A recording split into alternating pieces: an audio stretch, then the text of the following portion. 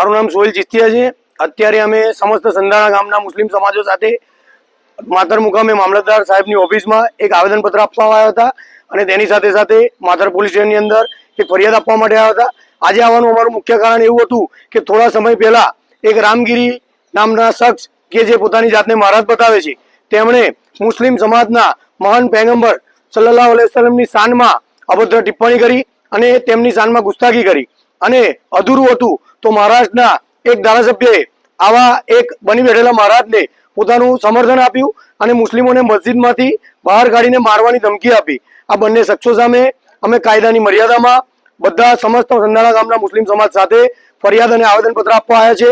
અમારી લાગણી અને માંગણી ફક્ત એવી છે કે આ જે બંને શખ્સે મુસ્લિમ સમાજના મહાન પૈગંબર સાહેબ વિરુદ્ધમાં જે ખરાબ ટિપ્પણી કરી છે તેમની સામે કાયદાની જોગવાઈ જે પ્રમાણે થતી હોય તે ઘટતી કલમોમાં ફરિયાદ દાખલ કરવામાં આવે।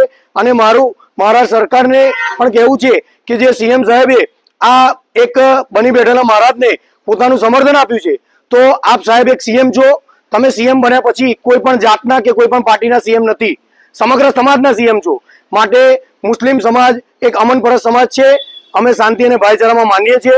એટલે અમારી ફક્ત એક લાગણી અને માગણી છે કે આ બંને તત્વો સામે કાયદાની મર્યાદામાં જે પણ ઘટતી કલમો હોય તે દાખલ કરવામાં આવે અને ફરિયાદ દાખલ કરવામાં આવે અને તેના સામે વહેલી તકે કાયદેસરની કાર્યવાહી દાખલ કરવામાં આવે।